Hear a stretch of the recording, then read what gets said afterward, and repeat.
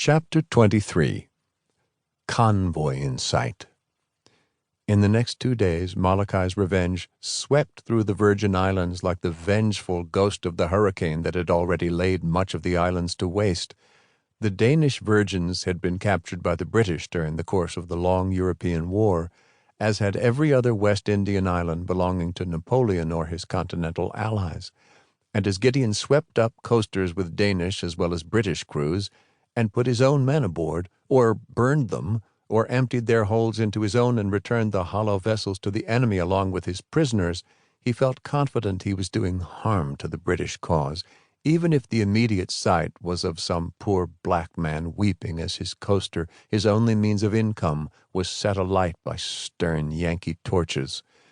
12 vessels were taken, but only 4 were worth sending home. The rest were burned or sent to Road Town as cartels, manned by released prisoners. The little fleet of 4 prizes was sent to Mobile under command of 4th Officer Francis Allen, who was delighted to command a set of coasting craft on the short, glorious run to port, and who forsook his duties with the larboard battery without regret. George Willard took his place at the guns, and within 2 days, during which the Tern Schooner swept from the Virgins toward the Windward Islands, Willard had whipped the gunners into shape, and any sadness felt by the hands at the loss of a sympathetic officer was soon assuaged by the joyful and unaccustomed experience of being carried piggyback around the main hatch by the disgruntled starboard gun crews. There were somewhere over 200 crewmen left, and the black privateer scudded onward over the seas.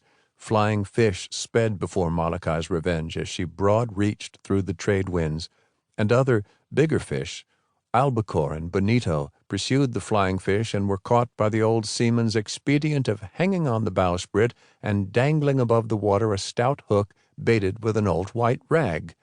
Gideon fussed with the canvas windsails, set up over the companionways, designed to funnel the breeze below to the berth deck. Gideon intended to have a healthy schooner, or know the reason why.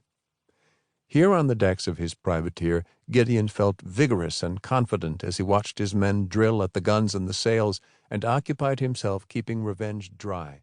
Scrubbed